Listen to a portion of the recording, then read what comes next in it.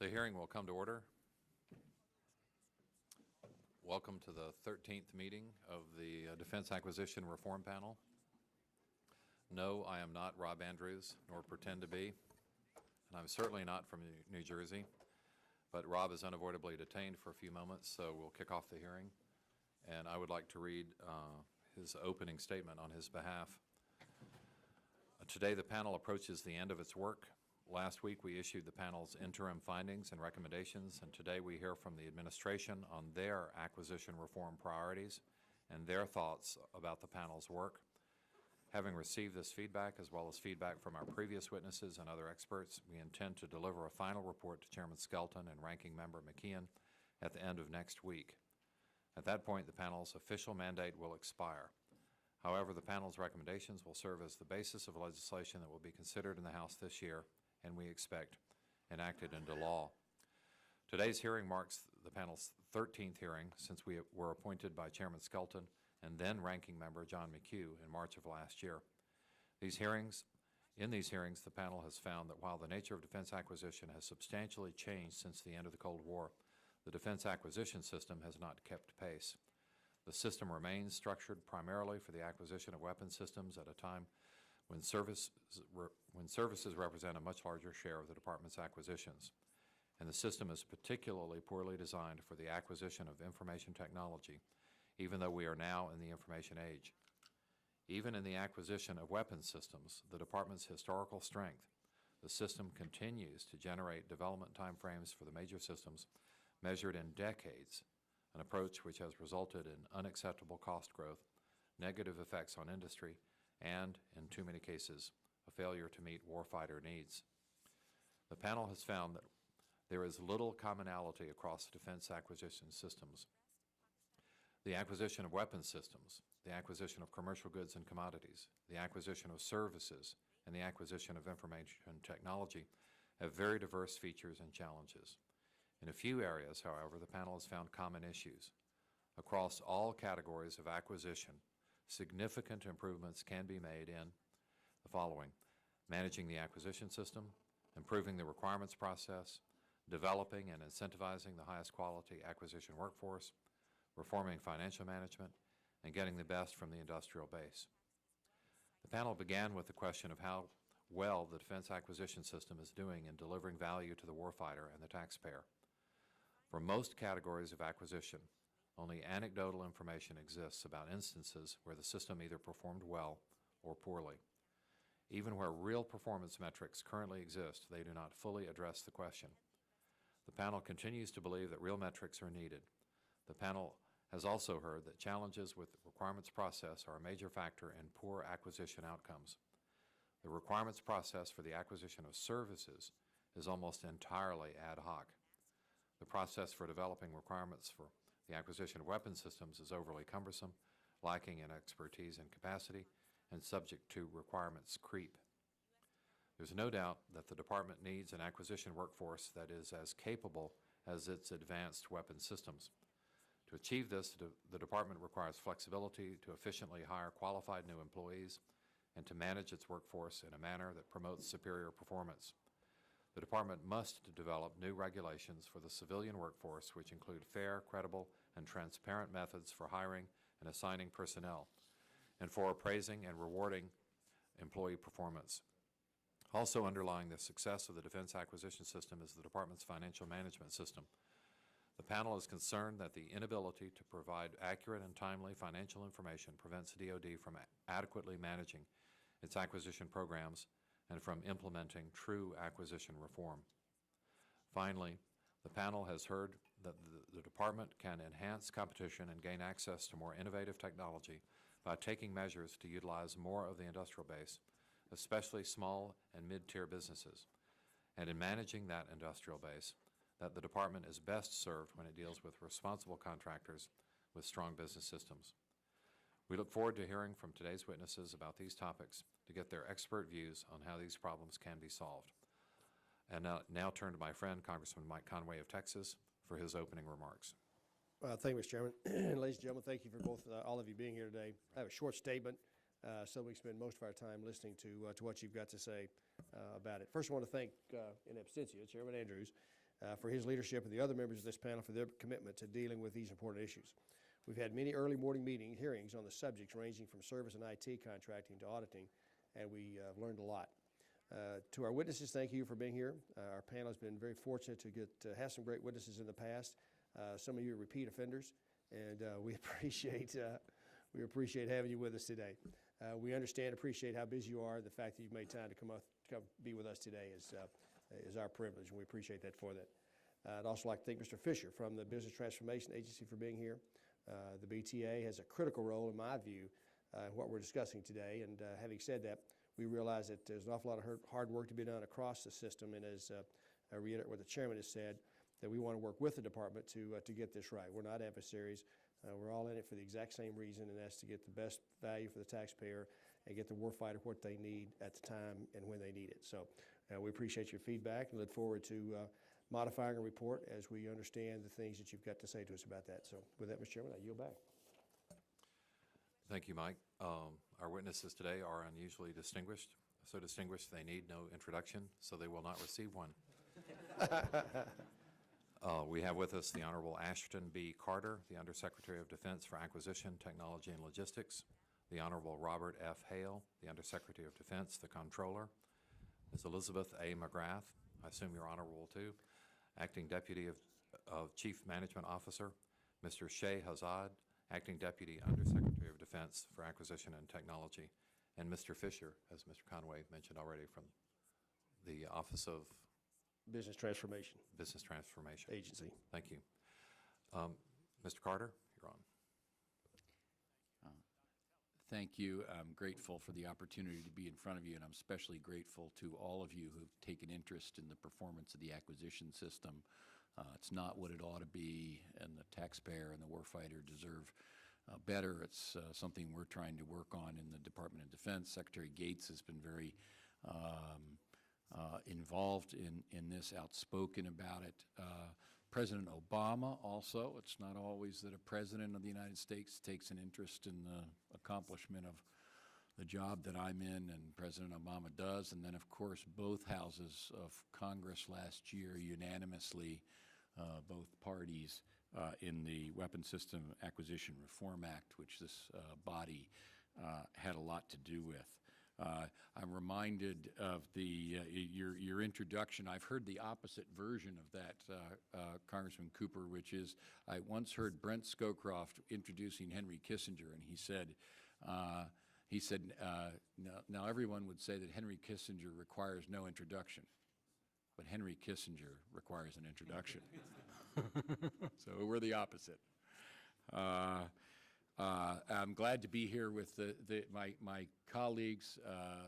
I think you've had the opportunity to introduce them all. I just wanted to say that Shay Assad works in my office and is really a superb contributor to the performance of the acquisition system. I'm glad to be here with my colleague Bob Hale, the Comptroller. They say the Comptroller's credo is "We're not happy till you're not happy," and that's the way it feels. That's the way it feels. I'm not going to try to read. I prepared a lengthy statement that containing our thinking about the many topics on which the panel is focusing, and I don't intend to read that. I thought I'd just touch on a few wave tops, and then we can have a discussion. First thing I wanted to say, and Congressman Hunter and I have talked about this previously, is even though a lot of our focus tends to be on the big ticket items and the multi-decade programs, in this particular era, an important part of the acquisition, technology, and logistics job has to do with being responsive to the wars we're in. And that's new. That's something predecessors of mine back in the Cold War, when we were preparing to fight, but actually not fighting. So it was a different kind of job, and I try to be attentive to that. There's first of all the need to be rapid and responsive in acquisition to support the warfighter in Iraq, Afghanistan, or in the war on terror around the world. We now go to war on at least a one-to-one basis with a contractor for every soldier, and the management of those contractors is a responsibility that we have, and that's both a lot of money and a lot of responsibility and accountability, and that's important also.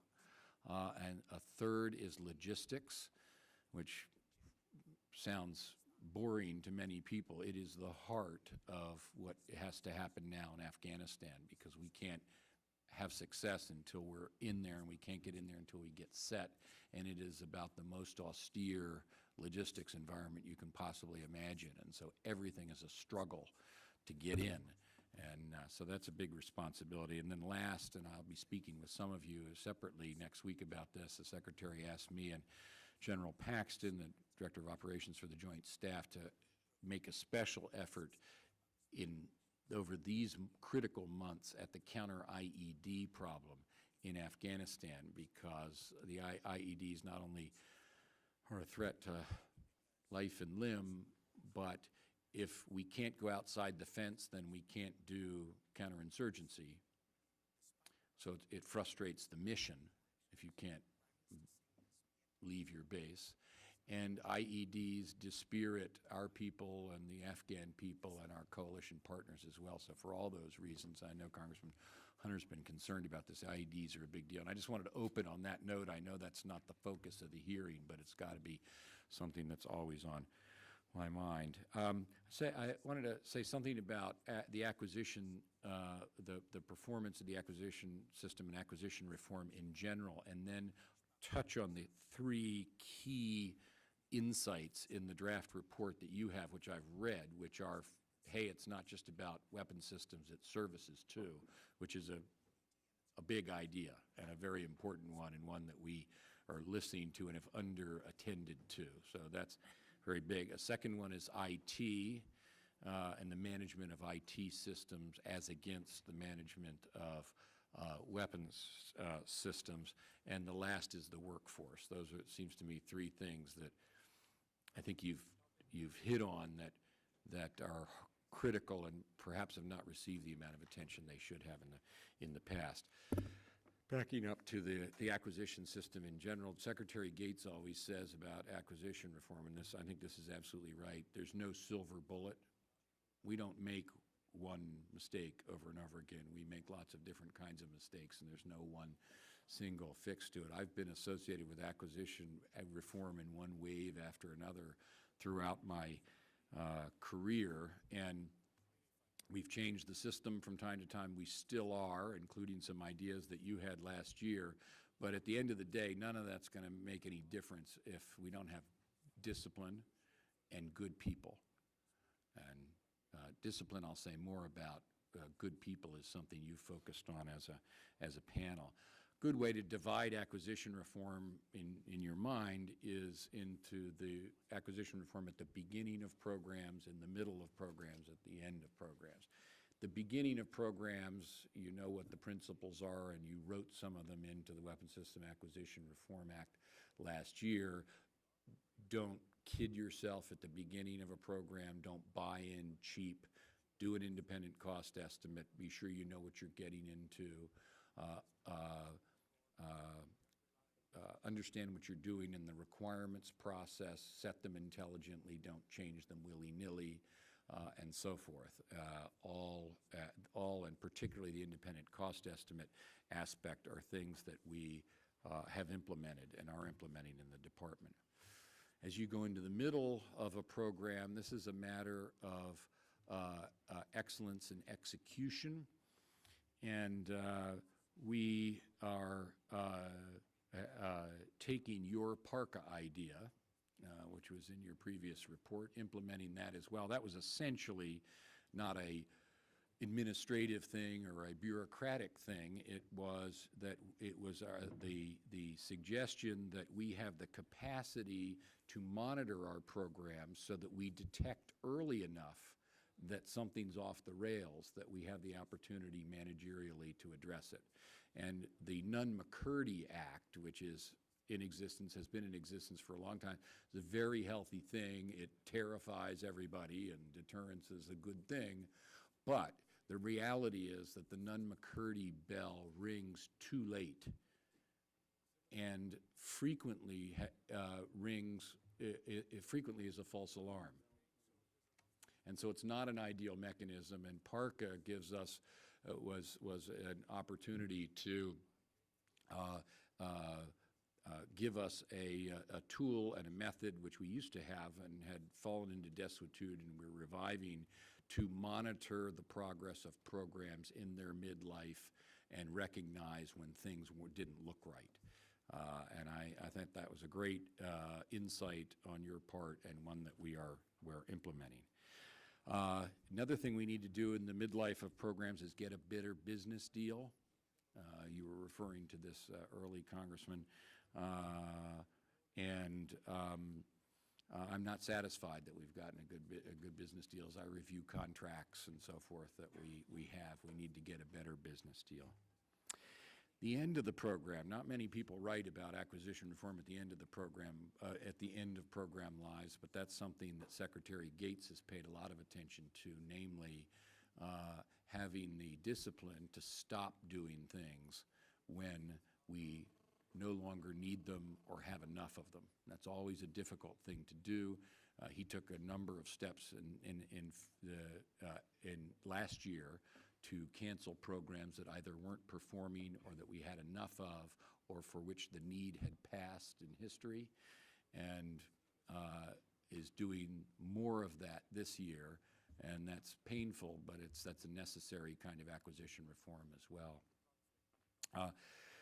With respect to services, I'll just say that I look forward to your insights in that area. That's more than half the dough, and so it's important that we pay attention to how we spend that half of the money and not just the half of the money that is in the traditional programs of record. So I'm grateful that you're focusing on that, and I would like to focus on that with you.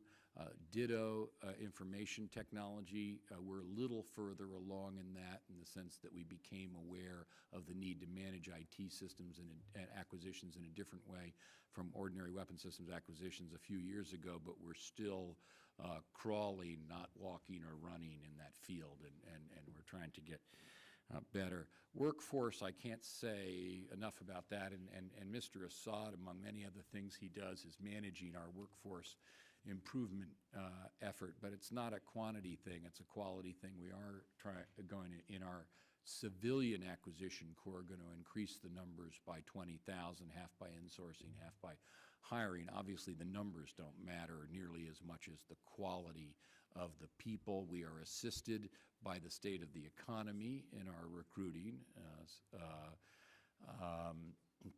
in terms of quality, but we've tried to look carefully at the skill sets we need, their pricing, their contract officers, their systems engineers, and so forth, and make sure that we improve the quality of our people, not just the quantity. And that's true in the uniform services as well. Uniform services also, I think, and they would say this themselves, have under-attended to the acquisition cadre in all of the services. They're trying to change that as well. What's important is that if you're a major or a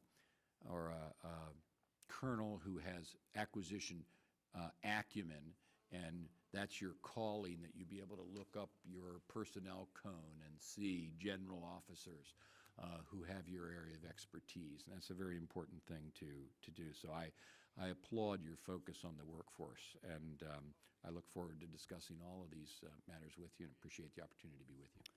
Secretary Carter, thank you. I want to extend my apologies for being late for the hearing, some other pressing business here in the Capitol. I want to thank my friend Mr. Cooper for filling in and for agreeing to vacate the chair once I got here. I was a little worried.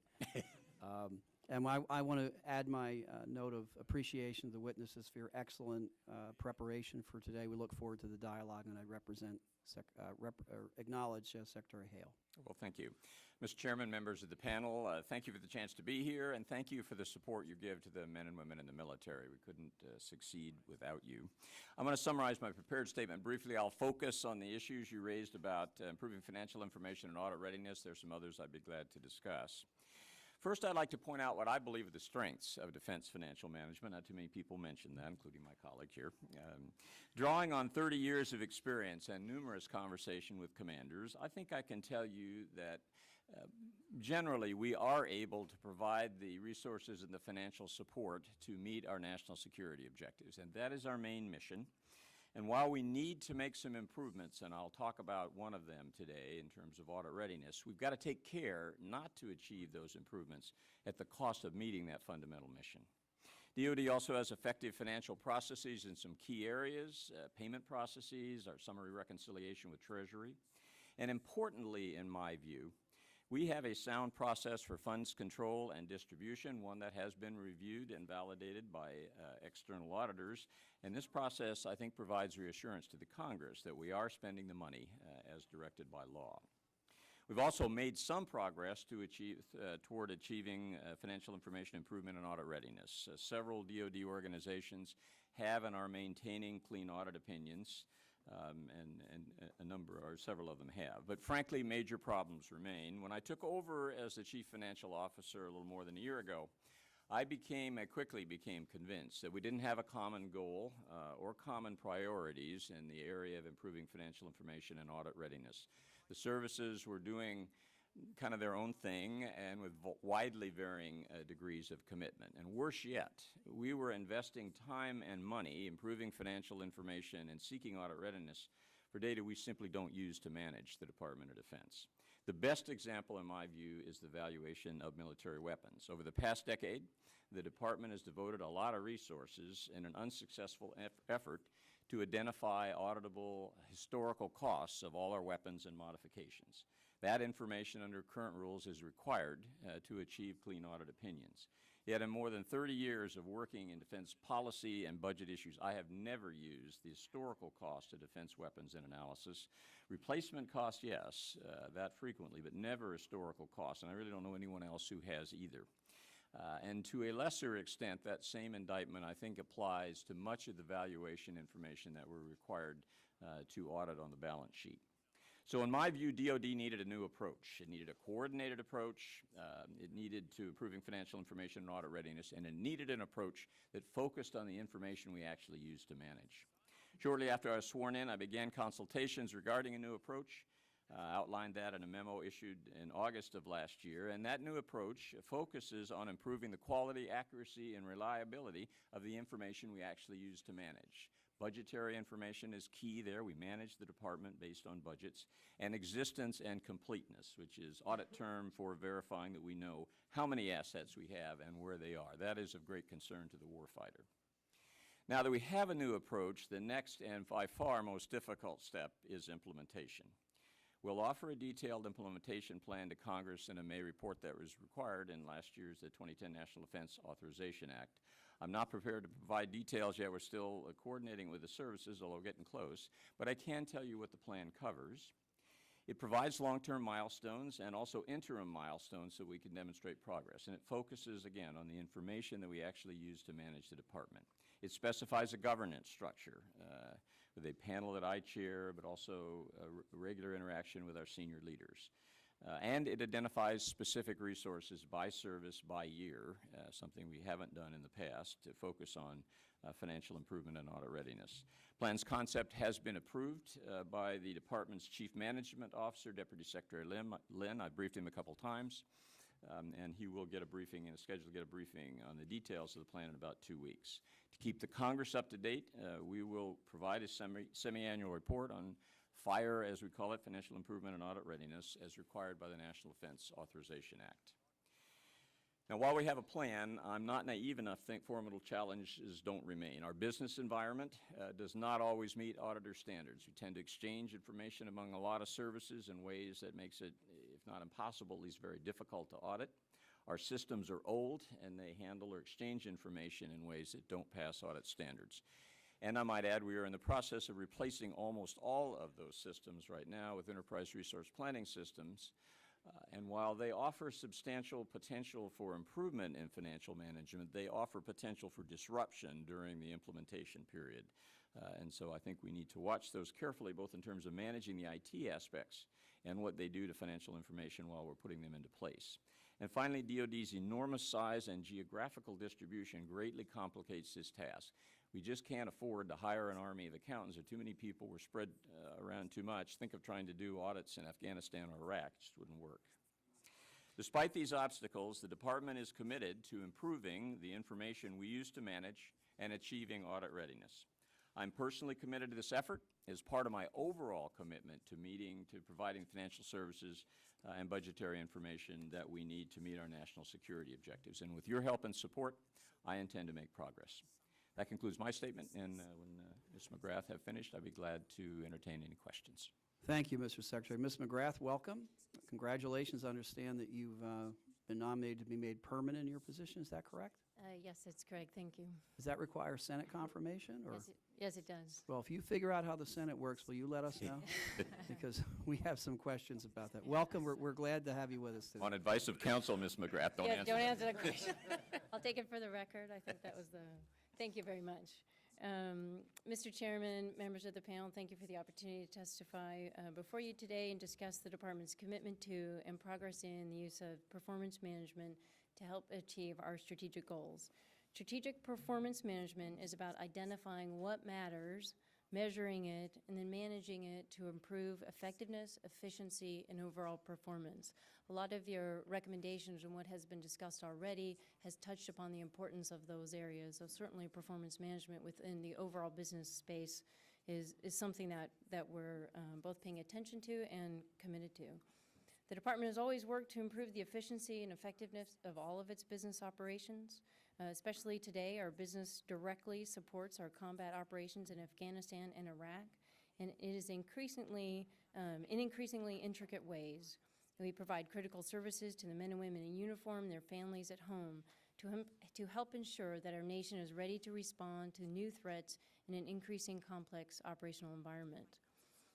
Additionally, with increasing demands on the federal budget and a greater demand for government transparency and the overall pace of change in the business environment, execution of our business must become more agile and responsive and provide enhanced financial stewardship for the American people. A key component in achieving results is the execution of a meaningful and robust strategic performance management system. Having read your panel's interim findings and recommendations, the Department shares the panel's important views that performance measures will help us achieve the goals not only in acquisition, but throughout the Department's business mission area. We are committed to driving the use of the performance measures throughout the Department and supported by the efforts of the Office of Management Budget to extend performance management improvement throughout the federal government. In July 2009, the Department released a strategic management plan created by the 2008 National Defense Authorization Act. It was the first step in the Department's It was a first step for the Department to integrate goals and measures throughout the business mission area. This strategy, which is aligned to the quadrennial defense reviews, set the strategic direction across the Department's business lines and outlined 5 cross-functional, enterprise-wide priorities. The first being supporting the overall volunteer force. The second, supporting contingency business operations. The third, reform DoD acquisition and support processes. The fourth, enhance civilian workforce. And finally, but certainly not last, strengthen DoD financial management. These priorities are cascaded into the performance budget of the Department, so they are not just standalone, they are tied to both the QDR and the performance budget, or the overall DoD budget. These priorities encompass the most pressing business challenges currently facing the Department, and they include specific outcomes, goals, measures, and key initiatives that are critical for success. They also served as the basis for the development of the Department's higher priority performance goals, which were included in the 2011 federal budget.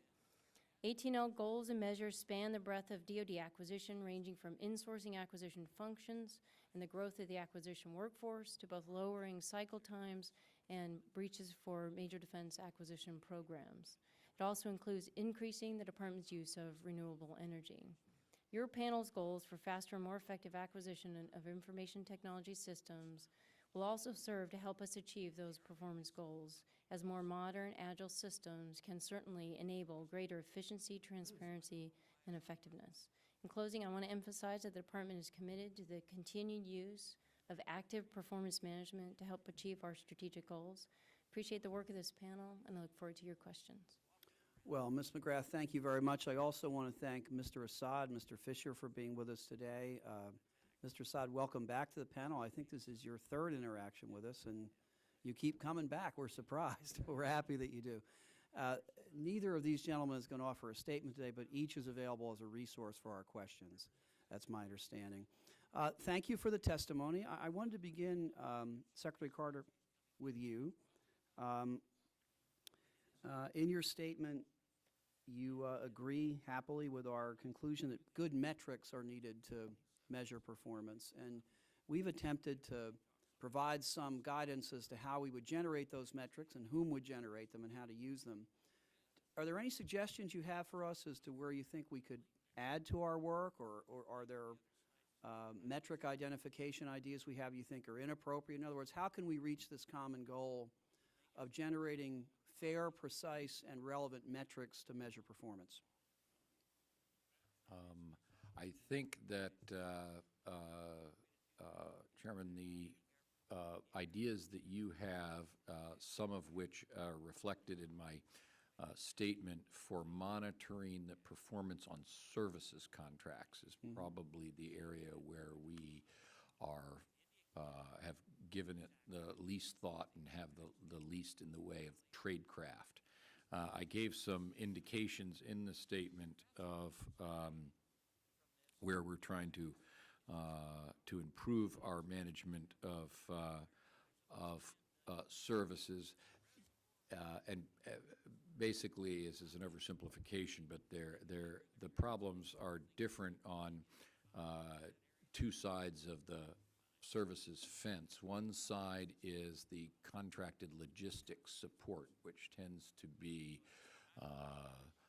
fairly, in terms of the personnel involved, fairly straightforward. The other is the contracting for specialized services, engineering services.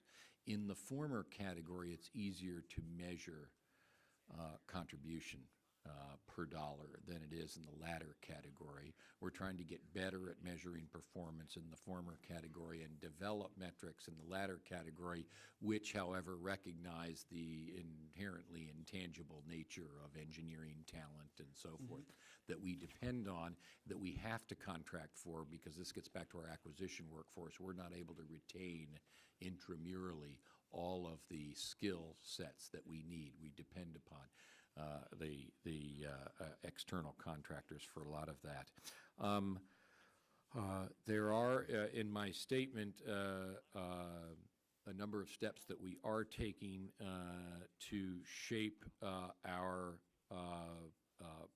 acquisition of services programs, including severely curtailing the use of new time and materials contracts, limiting service contract periods of performance to 3 to 5 years, ensuring requiring organizations dedicate sufficient resources to performance oversight, and demanding competition for task orders and indefinite delivery, indefinite quantity contracts. So these are a number of the steps that we're taking. One other thing I'll mention, Mr. Chairman, if I may, on the services side, which is very important for contingency contracting, is the provision not just of contracting officers, but contracting officer representatives. These are the people who don't write the contracts, but who ensure that the contractor is delivering the services promised on the contract. And that's been a big issue for us in contingency contracting. And one of the innovations that's been made that'll be very constructive in the last couple of years is in the department is the training of deploying units so that they have embedded in them people who have this training to be CORs. That isn't necessarily a full-time job. Yeah, but I it is certainly needed think that our unit by unit. recent experience, some negative, some positive, would certainly fortify the wisdom of that idea. Secretary Hale,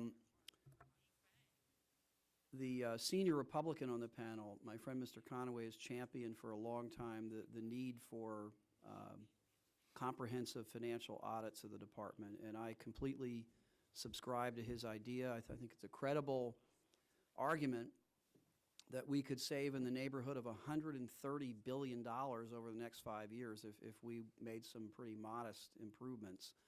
Do you think, and honestly, there's no pride of authorship here, it's why our report's called an interim report. Do you have any suggestions as to how we could improve our approach to the financial audits that we require? Yes, as I indicated in my testimony, in my oral statement, I think we need to focus on improving information. That's the key. The audit is a verification. The benefits come from improving the information. We ought to do it in the areas where we actually use the information to manage. And again, the parts that we have picked that fit that criteria are budgetary information, because that's what we use to manage the Department of Defense, and also this existence and completeness, knowing where our assets are and how many we have of them. If we focus there, I think we've got a business case for going forward in terms of spending money to improve the information. Isn't the way that you gain information through doing the audits? Isn't that one of the purposes of having the audit? Well, they tell you where you have problems. That's true, but I mean, the information comes in through the systems and the field. I don't think we certainly learn more about them by doing it. And indeed, we have a process that gradually you move toward audit assertion of audit readiness, and there's a series of reviews that go on, and it was actually required by a National Defense Authorization Act of some years ago, which stopped us from just going to audits right away because they felt we were wasting money, but rather required a series of reviews, and those are very helpful in telling us where the problems are. But we need to focus them on the information we use to manage. And unfortunately, some of what we have to audit is information we simply don't use to manage. Understood. Ms. McGrath, on page 3 of your statement, you say it's the department's view that when measures are appropriate and well-defined, progress is made and people can be held accountable for performance. You go on to say the department shares our panel's important view that performance measures will help DoD achieve its goals in not only the acquisition arena, but throughout the department's business mission area. We are committed to driving the use of performance measures throughout the department and support the efforts by OMB to extend performance management and improvement throughout the federal government. We have placed PARCA in an important role in that evaluation in our report. Do you think that's the right decision? Do you think it belongs somewhere else? What would you recommend to us? So with regard to I think the important piece is the collection of the information. Are we collecting the right measures for the right things? And each of these acquisition opportunities, be it services, information technology, or major defense acquisition programs, have different performance measures that have meaning for each of the different say acquisition types. To me, getting those right is the most important thing, and the transparency and visibility of the information to those who make the decisions. I think that we have a structure within the department right now where in the Office of the Deputy Chief Management Officer, we collect the information from across the business lines to enable the transparency. So be it in PARCA or being in another So is it correct that, I think I hear you saying that the quality of what is collected is more important than the collector, than who Yes. collects? Okay. Thank you. I want to yield to my friend, Mr. Conaway. Mr. Chairman, with the indulgence of the chairman, I'd like to yield to my colleague from California who's got Of course. Mr. Hunter is his recognized. 5 minutes. Thank the ranking member from Texas, and Mr. Chairman, thank you for your indulgence. Dr. Carter, good to see you again. I look forward to next week's talk about IEDs and ISR and all of that fun stuff. On page 10 of your testimony, you were talking about the industrial base and how you want to help the industrial base. So my question more specifically is about the M16 and the M4 and the ability of the Secretary of Defense to expand the small arms and the industrial base to more than the 3 names that are on it. There's 3 names right now that are included in the small arms industrial base that if it turns out that we need a new M4, M16, or a new carbine for the military, right now, if as is, it would be bidded out to these three players, one of which makes the 50 cal machine gun, the Ma-Deuce. They're not going to be competing in it. One's a foreign-owned company. Hopefully they won't get to compete in it. And one's an American company. The nation's largest small arm manufacturer isn't even on this list. Secretary Gates, though, has the ability to expand the list. And I find it strange. I was talking to General Phillips yesterday This is the only place that we can find where you actually list companies that are allowed to compete for something, where you say we're going to choose one of these companies out of 4 or 5, and we're going to let that one company compete, I guess, with itself is what it's going to look like now if it's not expanded upon, if we do have to have a new carbine. So that's my question. If you're going to encourage Secretary Gates, or if the Army has encouraged you to allow more American industry into this competition, if we do have to have a bid off for multiple American small arms companies. That's my question. Very good. I don't have a complete answer for you. That is one of the areas of the industrial base where that we're studying, and where I have the same concern you do, and I guess you've discussed it with General Bill Phillips also, that we have a set of procedures that goes back some decades, if not centuries. So that's one of the sectors, along with some others, our stealth aircraft sector, space, solid rocket motors, protected communications, where we have in their various ways an industrial base concern. I will promise you, Congressman, when we're done reviewing that, I'll discuss it with you. I have the same concerns you do. I just don't have the answer for you right now on that aspect of the industrial base. One of the problems that we have, if I could just raise a general question occasioned by your, or general issue occasioned by your question, is I have found that we do not have very good information on the industrial base that supports us, and that's another kind of it. You're talking about information about the financial system, PARCA, which is basically what is the health of our programs on an ongoing basis. Another one is we don't have, believe it or not, a very good information about our industrial base, and that's another thing that we're looking to improve. So I will get back to you on this one. I know exactly the issue you're talking about. Just don't have an answer to it right now. Thank you, Dr. Carter. Gentleman from Texas, and Mr. Chairman, for your indulgence. Appreciate it. Thank you very much, Mr. Hunter. Chair recognizes the gentleman from Tennessee, the former chairman of the panel, Mr. Cooper. There was no coup attempt. There's a Cooper attempt going on right now. Any of the panelists are welcome to answer the following questions. Was there anything in the interim report that we left out that we should have included? Errors of omission are harder to find sometimes than errors of commission, but I'm about to ask you what should we have left out that we in fact included? Well, I'll start with 2 thoughts for you. I don't know if it's commission or omission, but it's a theme I've struck before that I would like to see you urge us to focus on the audit efforts on the information we actually use. I think I've probably hit that point to death, so I don't need to go over it again. You brought up a point that I think we need to think about, that I would urge you understand how we use, and that's financial thresholds at which point we review the financial situation in an acquisition project. We do set thresholds for both procurement and RDT&E. They are not slavish thresholds. If you don't meet them in terms of a certain percentage of your money obligated, it does not mean you lose that money. You probably will get a phone call and ask what's going on in your program, and you may be asked to provide a briefing or other information. We do find some programs go more slowly than others. Some need additional funds, and we do try to move them around to get the most out of the national security dollars that you make available to us. But I would urge you to acknowledge these are not automatic at all. They are triggers for reviews, and those are 2 points I'd keep in mind. Any other takers? Ash? I would, I have a concern about the PARCA passages in the draft report, which is just this and only this, but it's important.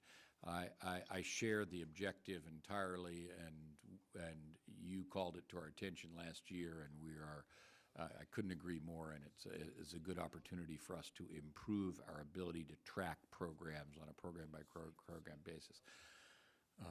That said, I would hope we can avoid a situation where that develops into not a management tool, but another hurdle for the system. I know that's not your intent or anybody's intent, but I'm always amazed at this, at how many hurdles we already have in the system and how little good they seem to do. And it can create a system where just getting through the hurdles seems like victory all by itself for all too many program managers. And so it's supposed to be a system that has content and purpose and not just a system of milestones. So if you can help us to avoid that in connection with Park, I'd be grateful. Are there any acquisition regulations you would like to see repealed outright? Because larding on report after report, recommendation, statute, rule. May I ask Yeah. Mr. Assad if he has an answer to that? Shay, do you? No, I don't believe we're looking for repeal. We do share your view with regard to the tax withholding. We share your view in that. We believe that that would be an effective piece of legislation to repeal that. It's more of a hindrance than it is anything else.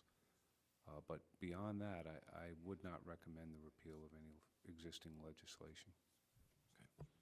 But I had one more thought, and that is, and I'll ask Shay Assad's help here. I believe there was a passage toward the end indicating the Defense Contract Audit Agency certifies business systems. I think the fact is they recommend to our contracting officers that certification. I think that's right. Yes. Yes, sir. That's I want to fix that. And it is important because the distinction is that the auditor is providing us an audit opinion, and the contracting officer is ultimately held responsible for deeming whether that system is adequate or not adequate. So we do want to keep that separation, and we absolutely want independent audit opinions, but we don't want it to go to the point where it's deeming a system is deficient or not. We want their findings, and we want the contracting officer in concert with the auditor to make a determination of do they believe it's deficient or not. I have the feeling my time is expiring. Thank you. If I may, I'm sorry, Ms. McGrath, did you want to comment? Since we have the opportunity to add, Please do. specifically on the business systems, IT business systems, there isn't a specific recommendation focus on business process reengineering, although there is in the National Defense Authorization Act, Sections 1072 specifically does require a look at the business process reengineering. I think from a holistic acquisition approach, I mean, there's many lessons learned out in industry that if you don't perform the adequate business process reengineering up front, very much akin to the requirements development and tied to, have you locked the requirements? Do you have the right ones? If you don't understand the process by which you're going to execute and then the system it will serve, then you've missed the opportunity. So if there's a way to address that within the recommendations, I think that would be beneficial, specifically from a business system perspective. Thank you. Jim, I certainly want to rush you. If you have other questions, you're welcome to ask. I did want to ask Secretary Carter, I agree completely with your point about not creating another hurdle for PARCA, but creating a good management tool. We'd welcome your specific suggestions as to how we'd accomplish that as the report moves forward, because we don't want this to be another box people have to check off that's another annoyance. We want it to actually be a productivity tool, so we'd welcome your point. Chair recognizes Mr. Conaway. Thank you, Mr. Chairman. Again, thanks everybody for being here. Secretary Hale, when you say something 3 or 4 times, obviously you get my attention. The information you use to manage your business, I hope that's not code for we're going to continue to use that as our mantra to not get to a point where we can audit the financial statements, because there's not a CEO in America who wouldn't love to have that standard versus the standard of an unqualified opinion. So I know it's hard, probably the hardest effort anywhere in financial kingdoms is yours because of the breadth of what DOD does and spends. But and you and I will have some conversations, as you mentioned earlier today, and I look forward to that. And I don't know if you had a comment on that, but I hope that's not something that we will use to say, it doesn't matter what a historical cost of an M1 tank is, and I agree, but nevertheless, without an unqualified opinion, there will be that lingering doubt in the taxpayer's mind that you don't have it right yet. And so it is important to get ultimately to the unqualified opinion. Well, I think what we need to do is look at whether or not it makes sense to spend what could be hundreds of millions, maybe billions, to get that kind of information we don't use. Perhaps we need to revise the audit standards, and the CFO Council is looking at that issue. I don't know that they have concluded that yet, but I believe it's something we need to look at. I don't think you would want me to spend enormous sums to obtain information that's useful in the private sector, but frankly isn't used in the public sector in the Department of Defense. Well, again, not to be argumentative, I would the CEOs of most of those companies who fought their way through Section 404 of the Sarbanes-Oxley Act and spent a lot of money in relation to what they do to get their internal controls audited and all the other your systems done to support ongoing information and the ongoing efforts. But again, I think we both want to get to the same point. But again, without that final unqualified opinion at some point, and I think the law says now 2017, which I think is too far down the road, but nevertheless. Mr. Fisher's here from the Business Transformation Agency. As I understand that agency, they have responsibility for business transformation across the Department of Defense, but precious little authority to do anything other than just the persuasion, I guess. Mr. Fisher, we continue to spend a lot of money on IT acquisition for new business systems. Maybe Ms. McGrath, you want to weigh in on this one as well. Can you give us a sense of how the department is doing as they move this business system investments, and are they moving? Does it move the ball toward an unqualified audit, in your view? It can, it should. It's questionable right now whether it is. Our track record, we've been on the GAO high-risk list now for business system modernization for quite some time. On the enterprise resource planning systems that we've been implementing throughout the decade, we've spent over almost $9 billion on those systems over the last 10 years. Some of them are in production, some of them are still in development. So our acquisition and delivery of those systems has been a real problem. If we can overcome those inherent challenges, and I can articulate some of them that we've observed over time and that my agency is certainly trying to work with the components on with military departments, we will clearly never achieve a clean audit opinion unless we can get these systems implemented. Just implementing the systems won't get us a clean audit opinion. But our current systems environment is prohibitive, in my opinion, to ever getting there because it's so fragmented, so disaggregated, and we have so much data exchange in a non-standard way today that I don't believe we would ever get there.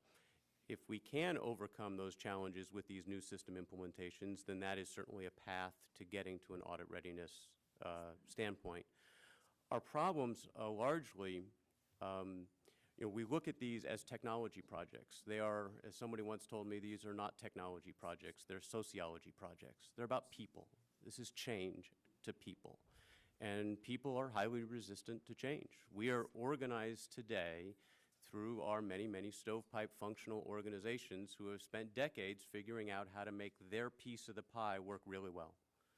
Well, the systems that we're implementing and the kinds of end-to-end processes that we need to execute to ultimately achieve an audit opinion or good information or however you want to describe the positive effect rely on us breaking down those silos. We need to operate in this end-to-end fashion.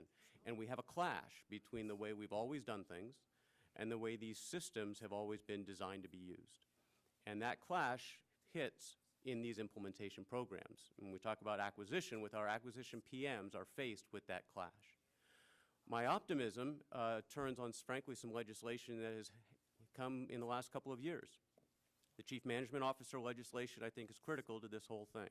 We finally now have an organizational construct within the military departments and with Ms. McGrath's office at OSD that spans the individual functions. We need to do that if we're going to be able to implement these systems and execute business in an efficient and effective way. We cannot continue to optimize locally if we expect to optimize the end-to-end, which is really the capability that we're delivering. So our ability to effectively use those CMO, Chief Management Officer positions, again, is one of the things that I'm counting on to be able to drive some of this change where we have the end-to-end cooperation. The other is what Ms. McGrath also mentioned, the re-engineering element that came in the NDAA last year. change, again, comes hard. People are used to doing things the way they do them, and we spend a lot of times with programs arguing about, no, we're not going to do it that way anymore, here's a better way. And those tends to be lengthy arguments. Well, now it's the law that we not only need to have those arguments, we need to bias ourselves in the direction of change. And we in the department now need to use that legislation as an ongoing lever when we engage with functional communities that are highly resistant to say, I understand that's how you've always done it. You need to trust, you need to look at these opportunities to do things better holistically and then move forward. So I think those are a couple of the levers that we need to continue to push if we're going to be able to achieve the outcomes you described. Okay, thank you. Ms. McGrath, you got some comments on the? So I would just echo the importance of taking a cross-functional enterprise look as we implement the ERPs. As you know, they're designed to be cross-functional, and as David pointed out, we are historically stovepipe focused. And so this does provide a opportunity for us to actually look longitudinally across the department, but it does also, it is a significant change management challenge. And as we're pursuing the implementation for the ERPs, it is not just the program manager's responsibility, but it is the responsibility of the functional requirements, those who run and operate the business, to enable that cross-functional implementation. So I would echo that the ERPs are more difficult because we are asking them to do not only more, but different things across an entire enterprise, be it the military departments or the Defense Department. Let me thank you. One of our panelists last time made an analogy to bull riding in a rodeo. Seems odd, but nevertheless, the scoring system there is the bull gets scored and the rider gets scored. Can you, we've got an acquisition system, and then we've got folks who ride that system. Should we have evaluations of both, or is there a reason to have in place the evaluation system that grades both the system itself as well as how well we implement it from an acquisition standpoint? I think we grade the system more than we grade the programs. And the idea of PARCA is to grade the programs rather than grade. In other words, you're grading them on their performance for real. Like, are they delivering capability on budget, not their performance in the system. Because as I said, you can get through all the hoops, except you start over here with a tiger, and then it's a mouse that goes through the last hoop. And that's getting through the hoops, but it's not delivering the goods. So I think that the innovation represented by PARCA and the essence of it is to operate at the program level, give us the visibility into the health of programs, whether they're performing not just in meeting milestones and so forth, but performing in their essence. And that, if I may say so, is the perspective I take on the information systems problem as well. At the level below the discussion we just had, which is excellent, one has to look at the quality of our program management, who's actually running this thing. It frequently happens, as Ms. McGrath said, that the components are running it. They are subject matter experts. They're rarely experts in information technology management. And this is a kind of dog bites man story that repeats itself on and on and on in IT systems, where the people who are trying who are acquiring the IT system are essentially trying to automate the system they have, and are not adequately open to changing their patterns of behavior and response. And you just see it repeated over and over again. That's why it's so important to have an ability to not just oversee, but to give best practices to people who will be doing it for the first time, because they do it kind of once a decade. And most of the time they're worried about, their focus is on providing health care, let us say, not on health care IT. Okay. Chairman, I'll have another round, but thank you. Thank you. The chair recognizes Mr. Ellsworth for 5 minutes. Thank you, Mr. Chairman.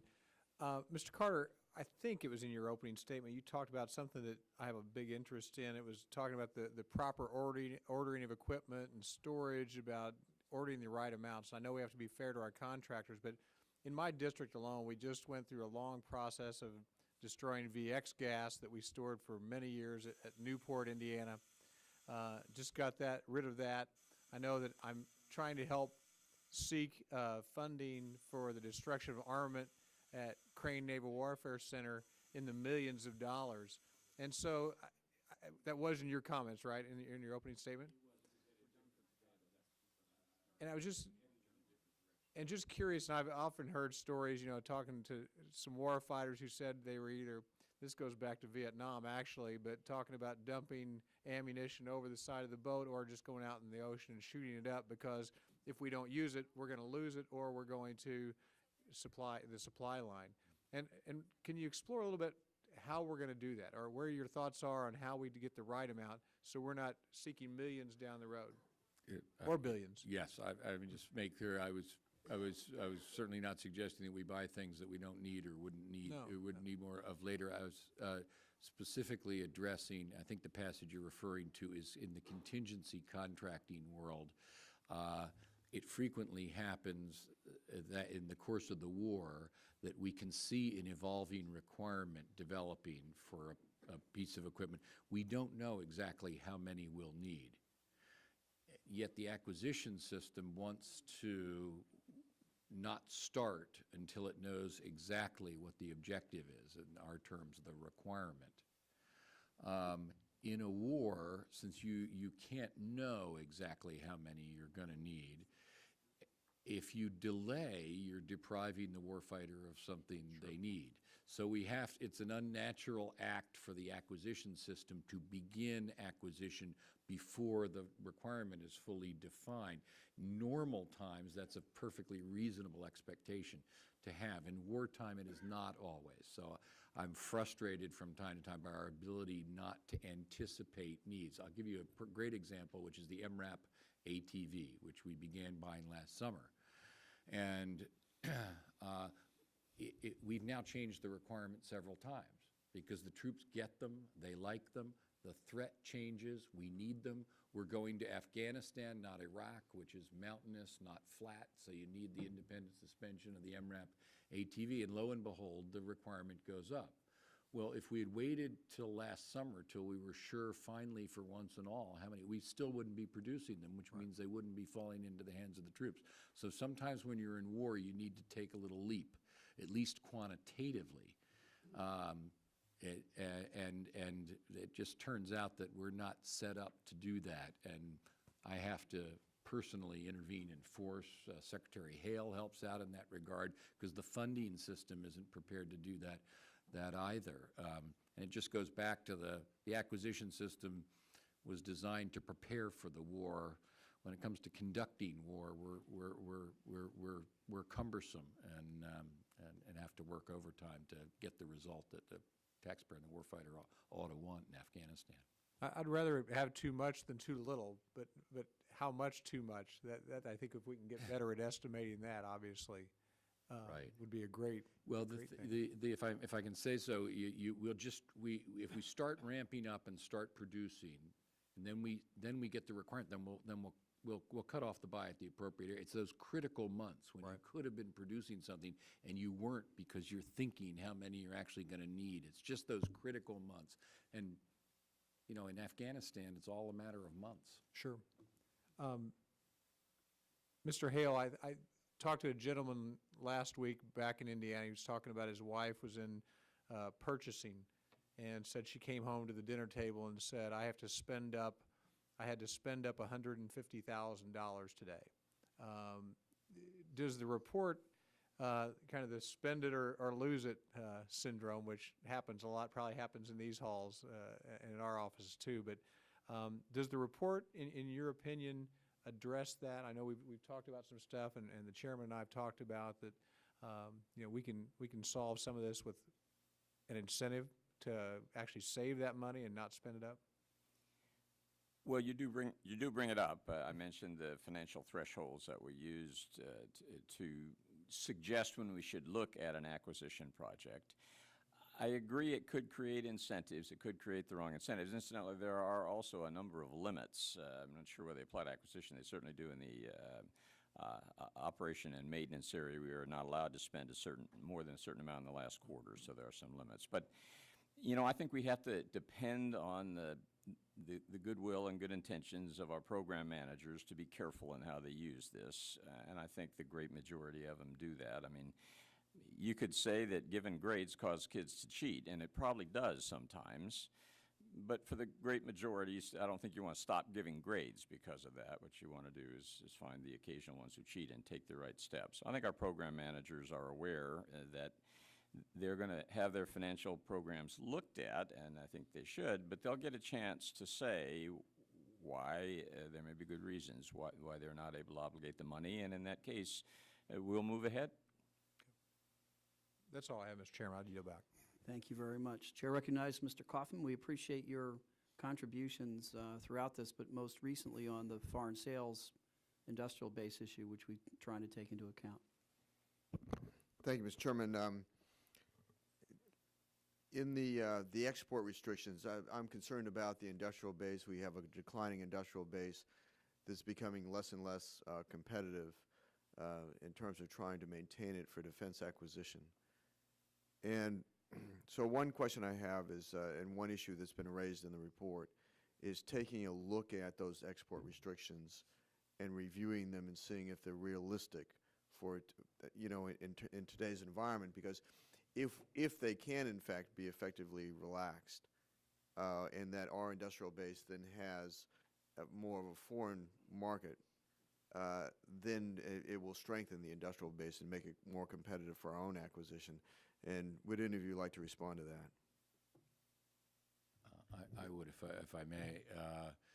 That is an area that the Secretary of Defense feels very strongly about. He's expressed himself publicly that in his view that our export control system is outdated. Okay. And he has asked for, with the Department of State and the Department of Commerce, which also have responsibilities in this, a unified, what he calls clean sheet of paper approach. That review's being done. It's being led by Secretary Flournoy, the Undersecretary for Policy, and I really think it is a clean sheet of paper. And I think they're going to be reporting out in a short while. So the Secretary absolutely shares your concern. Anybody else? Let me raise another thing concerning our industrial base and the difficulty in maintaining a competitive environment. That if we take that there are some areas that it seems that the Department of Defense has to consciously look out after in order to maintain the industrial base at all. For shipbuilding is an example.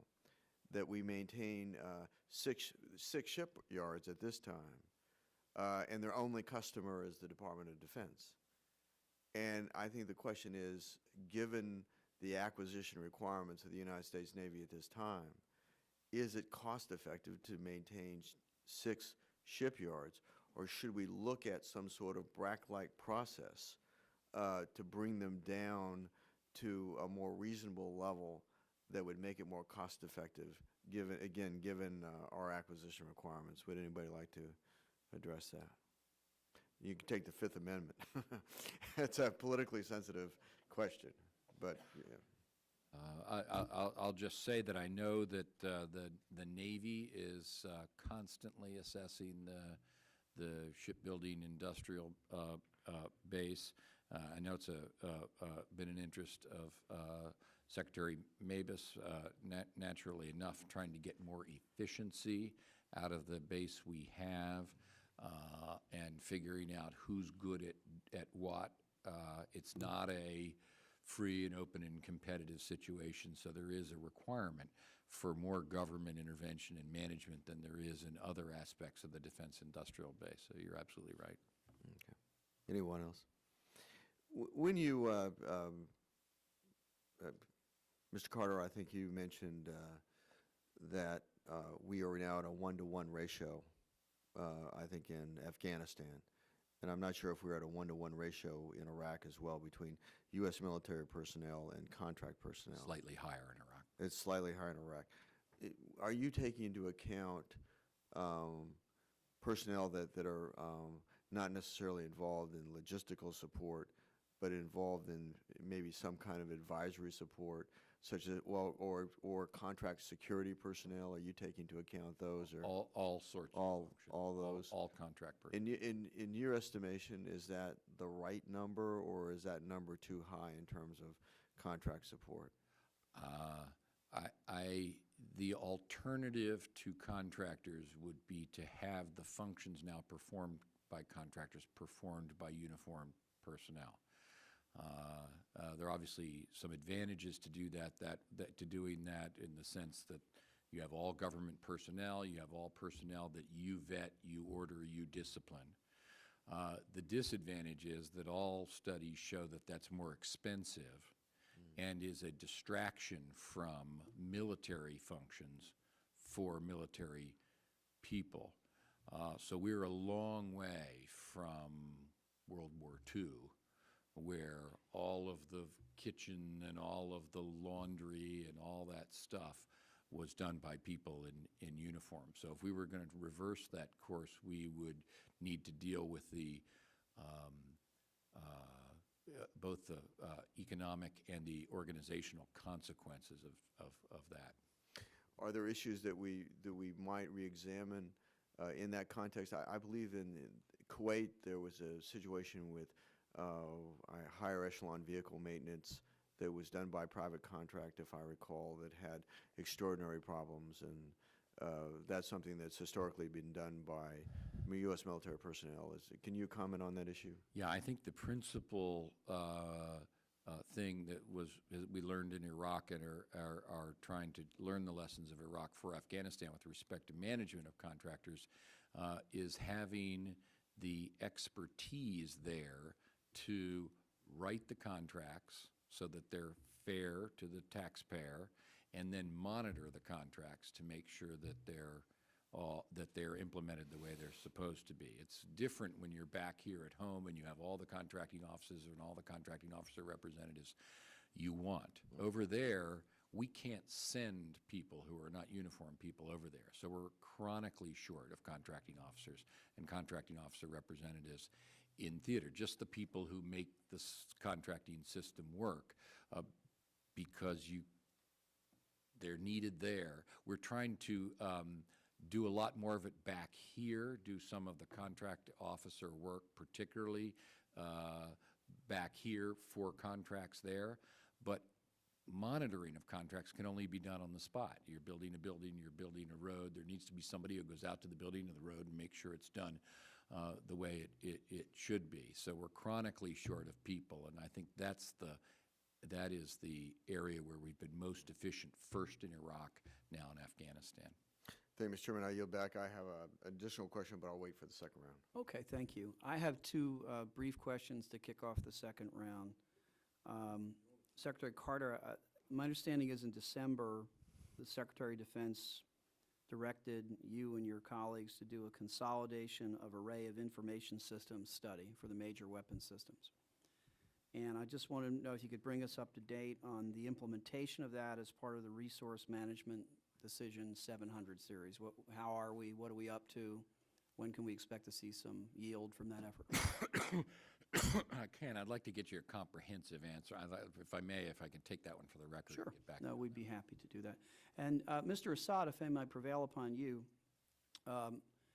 we've made some recommendations in our report, our interim report, with respect to personnel, the human capital of the procurement organizations. We've made suggestions about quantity and training and incentive and various other issues. I'll ask Mr. Cooper's question. Is there anything in there you'd like to see us add or delete that you think would improve the quality of our recommendations? First of all, Mr. Chairman, I'd like to thank this committee for their unwavering support in improving the capability of the acquisition workforce. Well, We really appreciate your support. we appreciate your service and your good wisdom. Thank you. There's probably one area, and it goes to how we move folks around who may be able to take on a position, a new acquisition position. In other words, that person might be in the old vernacular, GS-13, and there's a GS-14 opportunity. Well, the way the language is written, you might not be able to use the acquisition workforce development funds to actually hire or provide that opportunity to a person who's already in service and then replace that person at that lower level with the funds that normally support him. So one of the things that we're asking the committees to look at is to have that flexibility. The idea was, of course, and I know why the committee put the language in, or the Congress put the language in, was because they wanted to prevent just a shifting of people and you know, kind of swapping of the deck chairs. But there are instances where we need to make sure that folks who are deserving of opportunities that might be funded with an acquisition development workforce fund could in fact be used that. So that's one area that we'd like to make sure that we've got clarity to. Very well. Yeah, I think it's a recurring theme in our report that prior reports, I think, have been ineffective or irrelevant because they've been prescriptive rather, where we try to anticipate future situations and write rules about them. Our intention is rather different. We want to recruit and retain the very best people we can. We believe we have many of them already. Give those men and women the tools to do the job. Give them standards, and then get out of the way. So I think that your recommendation is very much in the spirit of that, and I would issue a blanket invitation to our witnesses today. If you see provisions that you think are overly prescriptive, interfere with that spirit, we would like to hear them. We won't necessarily agree with all of them, obviously, but we would like to hear them. I'm going to yield to Mr. Conaway for the second round. Thank you, Mr. Chairman. The focus in this issue on IT and services and commodity purchasing, we talk about setting up standards and metrics to measure all of that work and make sure the taxpayer is getting the best value. And that resides in the PARCA. Is that the right place for that function to reside? B, where should all of that myriad of a matrix get decided up the front end? You'll have to have somebody monitor them after you've decided what you're going to measure and how you're going to hold people to things. But that work to be done on the front end, where in the system does it make the most sense to do that? Does the BTA have a role in helping set those standards up? And is PARCA, in fact, the right agency to then shepherd those through on an ongoing basis as it works to evaluate the purchasing of IT services, commodities, the non-weapon system money that gets set? Thoughts across the panel on that? I can start. Okay. Because it sounds like you have a few questions in there in terms of what should those standard measures be for those different types of acquisitions, and I think that we are better at defining some of those today than others. I think for IT, and I would distinguish business from non-business because they are very different. The command and control is very different than an ERP. And so the types of things we are looking to measure, I think the definition of those, the different organizations would play a role in defining those. For example, BTA, Business Transformation Agency, and the highly qualified experts they have within their organization who have ERP experience and industry experience, I would say, would be well positioned to define what those are. I would not, however, ask them to define command and control measures because I don't think we would get that right. So I think the identification of the need is well articulated. We would certainly have different organizations actually define those measures, be it within PARCA or another organization, the transparency of all of them and the standard implementation so that we understand across the Defense Department how are we doing in business systems irrespective of organizational home, if you will. So I think the definition and then the proliferation of those standards and then the reporting into a central place and then transparency of those is important. So what you're saying is rather than have one agency like PARCA be responsible for monitoring the performance against those standards, you would rest that role with each of the individual agencies, or in other words, decentralize that? Is that what your idea is right now? So there's an aspect of it that would be decentralized. I think the centralized part is the definitional piece. So establish what the standards are, ensure that those who have acquisition oversight, because there are multiple organizations that have that. I have acquisition oversight responsibility for some of the business systems, some of these ERPs that we're talking about. Right. And so I would want, as an acquisition authority, to look at how are we performing against those standards. And then, yes, I would feed to sort of a central place within the department so that, again, that we understand holistically how we're performing. Well, one of the things that the team, anybody else have any comments? Sir, I would just like to say that I'd like to kind of jump on the bandwagon with Beth.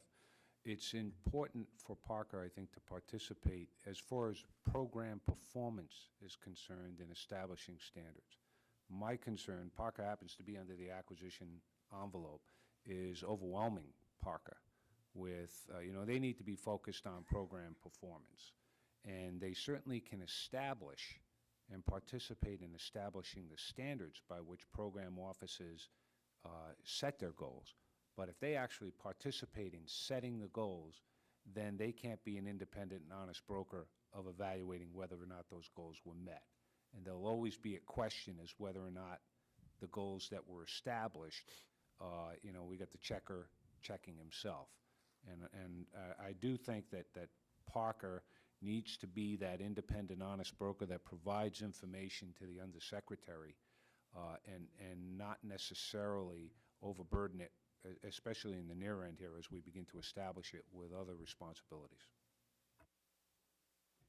Just add one thought.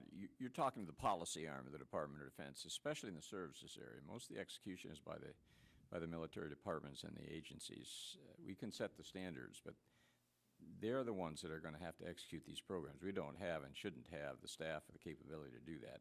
There's an exception for some of the major defense acquisition programs where Ash Carter really has a kind of operational role, but even for most of the weapons programs, they're executed at the service level. Okay, so Should be.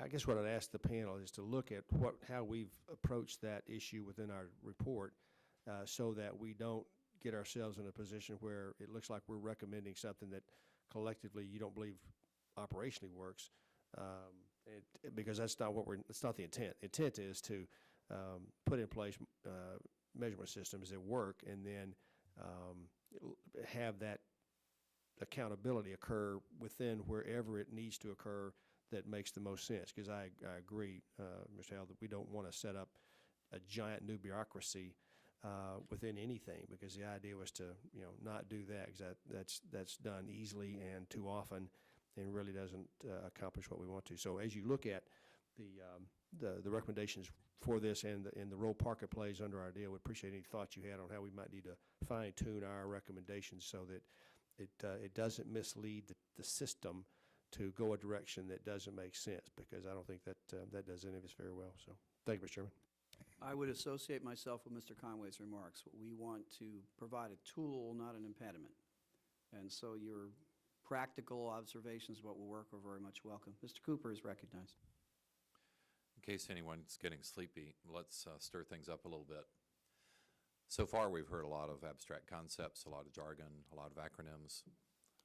Probably the average citizen would have great difficulty even following the discussion. Yesterday, the Air and Land Forces Subcommittee heard from the Army that even though the FCS, Future Combat Systems spin-out, failed operational tests last August, they're still planning on buying 2 brigades worth at $285 million a set.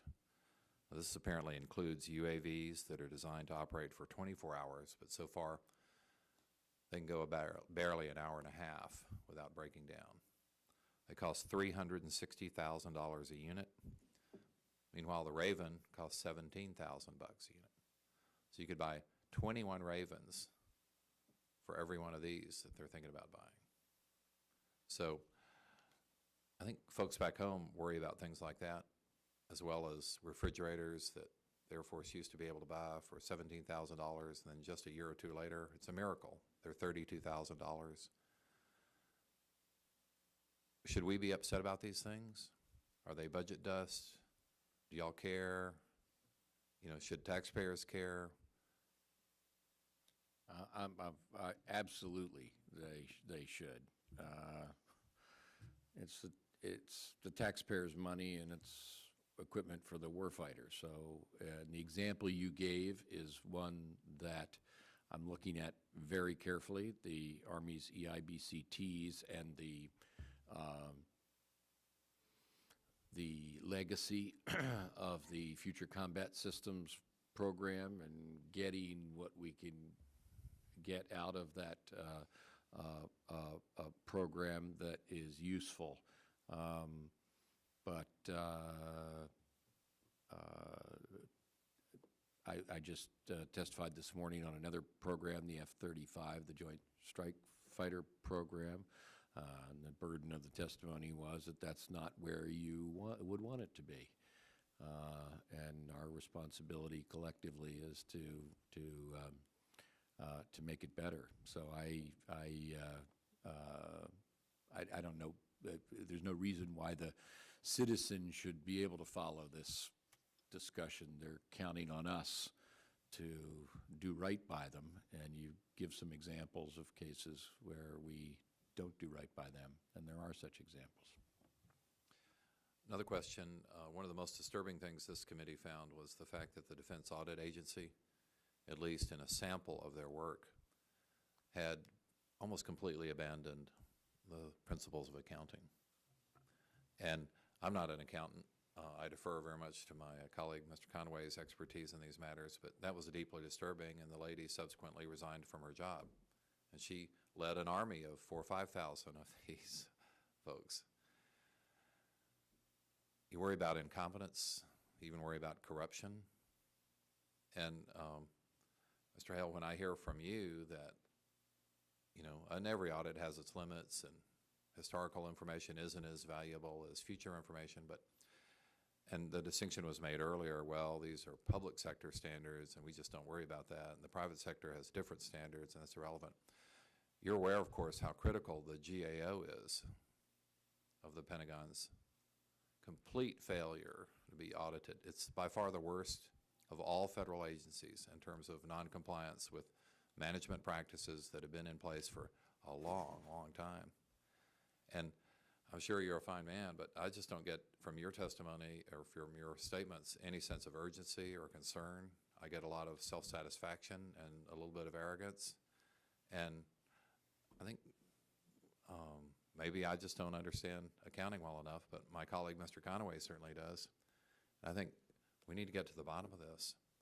And just we're doing fine right now, go away is not a good answer. Well, I don't think that's what I said, but let me first address the Defense Contract Audit Agency, because you're right, we've got serious problems there. I'm afraid we had a maxim in acquisition, faster, cheaper, better. We got 2 out of 3 with DCAA, but it definitely wasn't better. We've appointed a new director, making a number of changes, going to move to a more risk-based approach to auditing. They do about 30,000 audits a year. Nobody can do that and apply government audit standards. So we need to make a number of changes and are committed to making some significant ones within the year. We probably got into this problem with DCA in a decade. We won't get out of it in a year, but we need to make progress.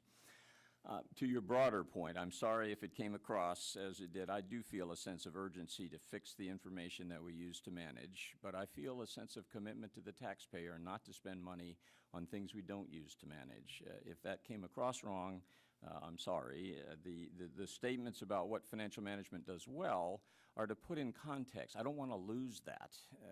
I don't want to have people stop meeting the needs of the warfighter because they're so concerned that they may do something that leads to a statement that isn't auditable. We've got to find a balance, and that was the point that I was trying to make in terms of the things that we do right. I want to keep those and build on the things we don't.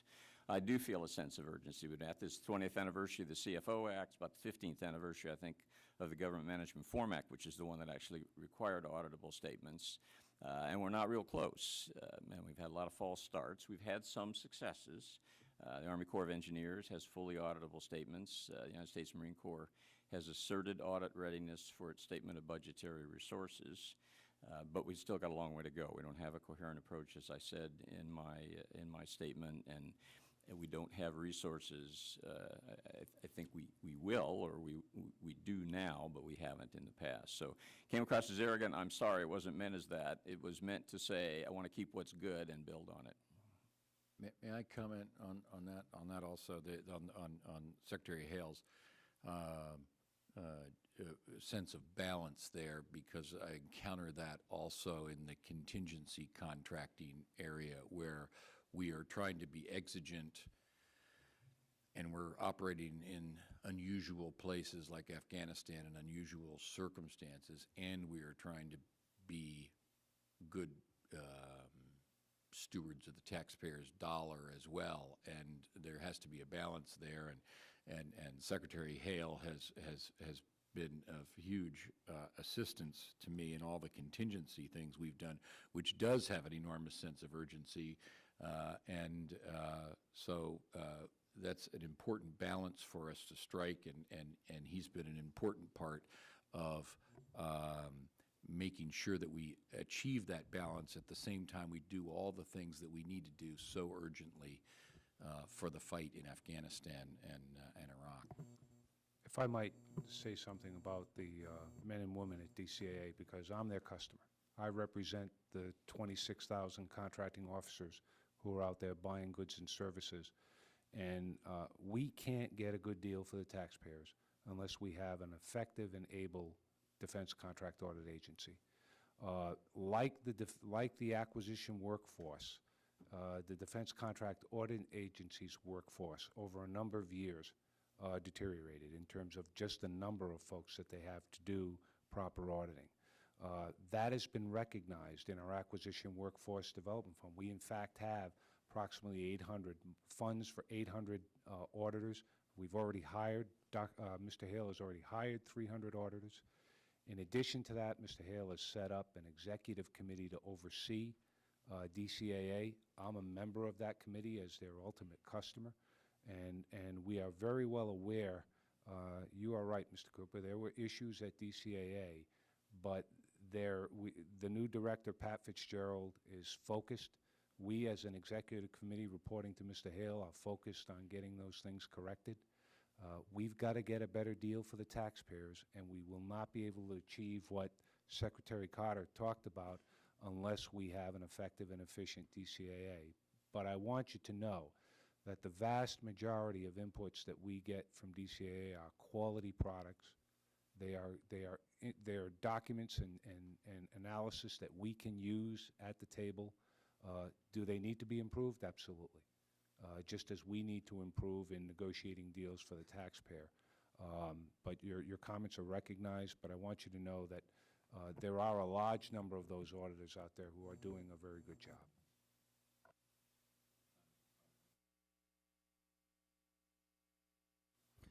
Thank you, Mr. Chairman. Both parties are raising the issue of reforming the appropriations process, specifically earmarks. And in terms of the defense acquisition process, do you have any recommendations in terms of which earmarks are adverse to the process in terms of the efficient acquisition of the needs of our warfighters?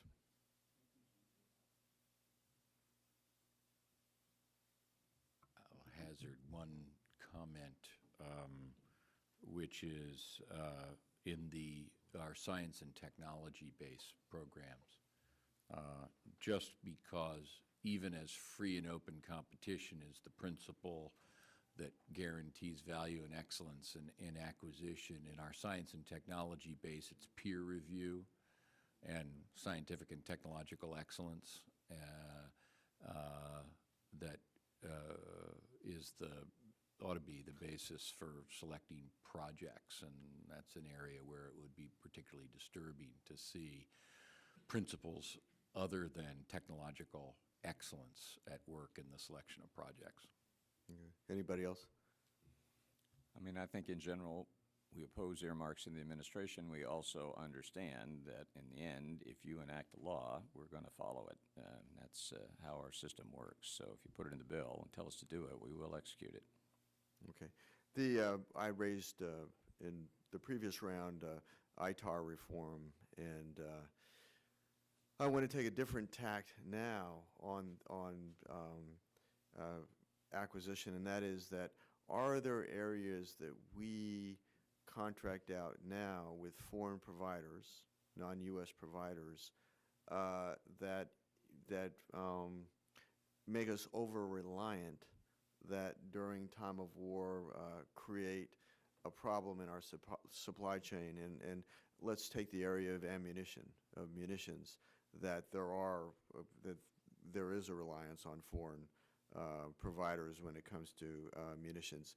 And is that problematic to the United States to be so reliant upon foreign providers?